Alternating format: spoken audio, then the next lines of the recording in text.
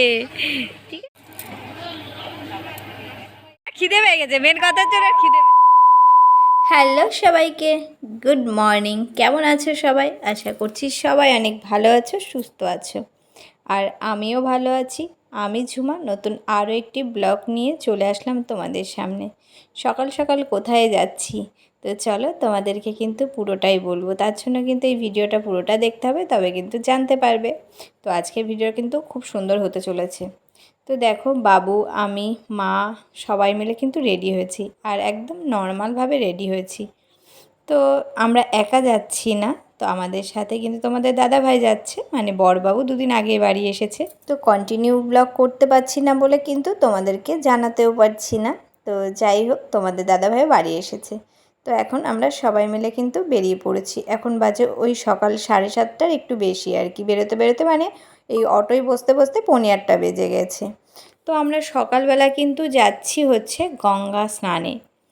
তো আমরা এখন এখান থেকে মানে বাড়ির থেকেই গাড়ি রিজার্ভ করে কিন্তু যাচ্ছি।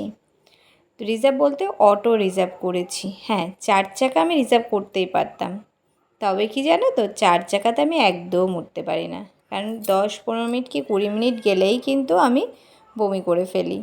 তো তার জন্য, আর আমার মতো অবস্থা ঠিক আমার মেয়েটারও হয়েছে। তো তার জন্য তোমাদের দাদাভাই বলে, যাই হোক আমার ছেলেটা যেন তোমাদের মতো না হয়, আমি যেন ওকে গাড়ি করে সব জায়গায় ঘোরাতে পারি, তাই যেন হয়। সত্যি কথা বলতে আমি এই গাড়ি ওঠা নিয়ে কিন্তু অনেক জায়গায় যেতে পারি না, দূরের কোনো রাস্তায় আমি যেতে পারি না। আমার ট্রেন খুবই ভালো লাগে, ট্রেনে আমি 4 দিন 5 দিন চললেও আমার কিন্তু কোনো সমস্যা নেই। তবে ট্রেনে গেলে কি বলো তো, বাবু তো এখন অনেকটাই ছোট, দুটো ট্রেন পাল্টাতে হবে, প্রচণ্ড গরম, মানুষের গরম, ওর কিন্তু কষ্ট হবে। তার জন্যই কিন্তু এই ভাবনাটা যে আমরা নিজেদের একটা গাড়ি রিজার্ভ করে যাব। তো চলো, বেরিয়ে পড়েছি গন্তব্যস্থলে। তোমাদের সাথে কথা বলতে বলতে কিন্তু এই দেখো গঙ্গার ঘাটে পৌঁছে গেলাম।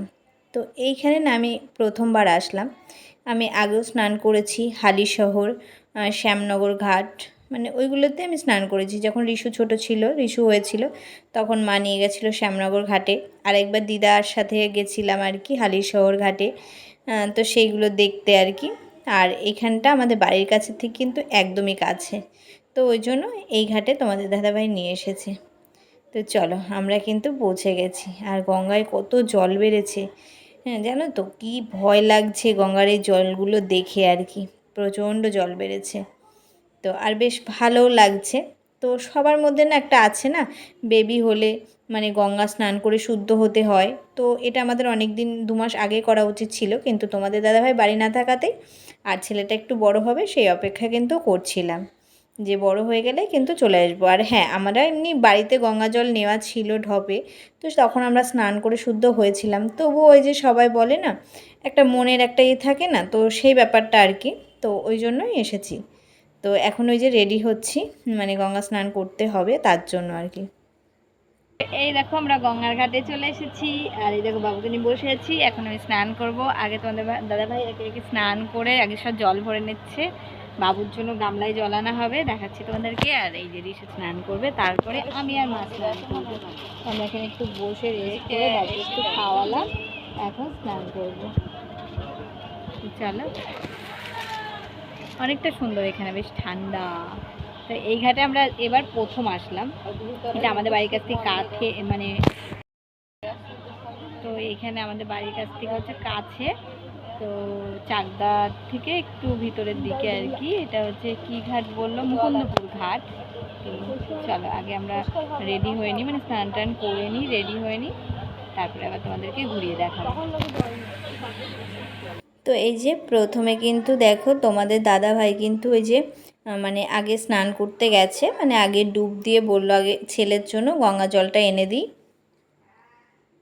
আর এই দেখো আমার ছেলে কতটা হাসি দিচ্ছে, মানে গঙ্গা জল পেয়েছে বলে তো না, মানে ও যে বাইরে এসেছে, এমনিতে তো বাইরে নিয়ে যায় না আমরা ওকে, বাইরে এসেছে সবার মধ্যে বেশ মজা পাচ্ছে। তো মা ওকে স্নান করাচ্ছে, আর এদিকে দেখো রিশু স্নান করছে। রিশু এই প্রথমবার গঙ্গা জলে স্নান করছে, মানে বড় হয়ে আর কি ছোটোবেলায় তো গেছে বললামই, তখন ওর অতটা মনে নেই, তো ভয় পাচ্ছিল বলে বাবাকে ধরেছিল। আর এই দেখো বাবুকে স্নান করিয়ে কিন্তু একেবারে রেডি টেডি করে দিয়েছি। আর এখন আমি বসে আছি। প্রথমে বললাম মাকে স্নান করে আসতে, তো মা স্নান করেছে। আর ওই দেখো মানে তোমাদের দাদাভাইও কিন্তু অপেক্ষা করছে, স্নান করে উঠে যায়নি, কারণ আমি স্নান করব। আর আমারও একটু ভয় ভয় লাগে জল দেখে, না মানে এই গঙ্গার জল দেখে ভয় লাগে। আমি কিন্তু সাঁতার টাতার সবই পারি, তবুও জানি না এখন কেন প্রচণ্ড ভয় হয়েছে মনের ভিতর। যাই হোক, এই ভয়টা কিন্তু আগে ছিল না। তো তোমাদের দাদাভাই আমার জন্যই দাঁড়িয়েছিল। আমি বলছিলাম উঠে যাও, আমি হচ্ছে কিনা নিজে করে নিতে পারবো। তো বললো না না, তুমি আসো, তো একসাথে স্নান করব। তো এই দিকে ঘুরে প্রণাম করছিলাম, আমি ভাবছিলাম পূর্ব হচ্ছে এই দিক, তো বললো না এইদিকেই পূর্ব দিক আর এইদিকেই মন্দির। তো যাই হোক, ভুল হয়েই যায়। ওদিক থেকে মাও উপর থেকে চিল্লাচ্ছিল যে এইদিকে পূর্ব দিক না, পূর্ব দিকটা এই দিক পড়ছে, তুই স্নান করে নে। এবার আমি স্নান মানে নমস্কার করে আর কি প্রণাম করে ডুব দিয়ে নিলাম। আর না বেশ ভালো লাগছিলো, প্রচণ্ড গরম পড়েছে তো, আর এইভাবে ডুব দিতে। আর গঙ্গার ঘাটটা কিন্তু খুব ভালো। এই ঘাটটা আমি শ্যামনগর স্নান করেছি, ওই ঘাটে না একটা পাকই আলাদা, প্রচণ্ড ভয় লাগে ওই ঘাটে নামতে। আমি তো সেই মগে করে করে দাঁড়িয়ে দাঁড়িয়ে জল দিয়ে স্নান করেছি এরকম, কিন্তু এই ঘাটে স্নান করে না খুব সুবিধা, বেশ ভালো লাগলো। তো এই ঘাটটা তো তোমাদেরকে বললামই, চাকদা থেকে যেতে হয় আর কি মুকুন্দপুর। ঘাটটা কিন্তু খুবই ভালো, তো সবাই মানে গঙ্গা স্নান করে যেতে পারো আর কি। কবে থেকে ভাবি গঙ্গা স্নান করতে হবে করতে হবে। হ্যাঁ, তো যাই হোক ফাইনালি আজকে গঙ্গা স্নানটা করে নিলাম। আজকে কিন্তু একেবারে পরিপূর্ণভাবে শুদ্ধ হয়ে গেলাম। তো চলো, এগুলো না সমস্তটাই মনের ব্যাপার। কিছু কিছু মানুষ আছে না এইভাবে বলে আর কি করে, তো আমরা সেভাবে অতটা মানি না, তবুও মানতে হয় কিছু মানুষের জন্য আর কি। তো আমি দেখো ড্রামে করে জল নিয়ে নিয়েছি, আর ওদিকে তোমাদের দাদাভাইও এক গামলা জল তুলে নিয়েছে, যে ওদিকে গিয়ে আবার মানে পাটা ধুতে হয় কি, কারণ চারিদিকটা তো বালি বালি, পুরোটাই বালি বালি, তো সেই জন্য। তো চলো এখন রেডি হব।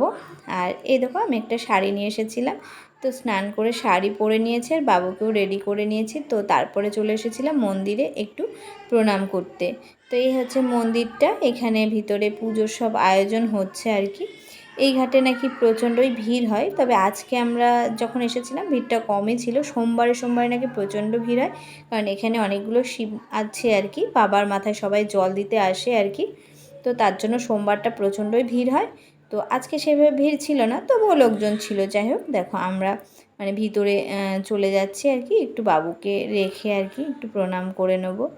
যাই হোক, আর ওদিকে ব্রাহ্মণ মশাই আর কি পুজোর গোছাচ্ছে আর কি। এখন তো যেহেতু ভোগের টাইম হয়ে যাচ্ছে, তো আমরাও এখন রেডি হয়ে নেব। আর এখানে না সেইভাবে কিছু দেখার নেই আর কি, অতটা দেখার কিছু নেই, একটু মন্দিরটাই সুন্দর করে ঘোরানো, এই যে একটু সাজানো আছে। তো চলো, এইগুলো গার্ডেন ফার্ডেন করা আছে আর কি, তোমাদেরকে একটু ঘুরে দেখালাম। আর এই হচ্ছে গঙ্গার সামনেটা, জল দেখে বুঝতেই পারছো, প্রথমে তো তোমাদেরকে ঘুরে দেখাইনি, এখন তোমাদেরকে একটু দেখিয়ে দিলাম। আর তারপরে লেগে গেছিলো প্রচণ্ড খিদে। তো প্রথমে তোমাদের দাদাভাই আর রিশু চলে গেছিলো বাইরে খেতে আর কি, আর আমি বাবুকে নিয়ে মা আর আমি এখানে দাঁড়িয়েছিলাম। তারপরে আমাদের জন্য খাবার নিয়ে আসলো, আমরা খাচ্ছি। আর এই দেখো বাবুকে কোলে নিয়ে এই যে দুজনে আদর করছে আর দাঁড়িয়ে আছে। তো এখন ওই আমাদের ফিরে যাওয়ার পালা। তো চলো, আর আসতে লেগেছে 1.5 ঘন্টা, আর যেতেও লাগবে হয়তো 1.5 ঘন্টা। তো আমরা কিন্তু বেশ তাড়াতাড়ি পৌঁছে গেছিলাম, আর স্নান টান করে বেশ অনেকটা রেস্ট করে আবার গুছিয়ে গাছিয়ে নিয়ে কিন্তু এই দেখো বেরিয়ে পড়েছি বাড়ি যাওয়ার উদ্দেশ্যে। বাইরে কিছু ছোট ছোট দোকান রয়েছে, সেভাবে বড় এরিয়া না, কিছু খাবারের দোকান, কিছু জিনিসপত্র, বেশিরভাগটাই রয়েছে খাবারের দোকান আর কি, সেরকমভাবে কিছু নেই। আর ওই যে গঙ্গা জলের ড্রাম ট্রাম এইগুলো দোকান আর কি, আর কিছুই নেই। তো চলো, এখন কিন্তু আমরা এই যে আবার আমাদের গন্তব্যস্থলে কিন্তু রওনা দিয়েছি। বেশ ভালো লাগলো। আজ কিন্তু অনেক সকালবেলা উঠেছিলাম, অনেকটা ভোরে। আর এখানে দেখো একটা মন্দির হচ্ছে, দেখে মনে হচ্ছে মন্দিরটা কিন্তু খুব সুন্দর হবে। কিসের মন্দির হবে বলতে পারবো না, খুব সম্ভব ভোলে বাবারও হতে পারে, যাই হোক হবে। তো চলো, এখন আমরা এই যে বেরিয়ে পড়েছি অটোর ভিতরে। আর এখন কিন্তু উঠে গেছে প্রচণ্ড রোদ, এই গরমে যাওয়া কিন্তু কষ্টকর হয়ে যাবে, ভীষণ রোদ উঠে গেছে। কোথায় তুলছি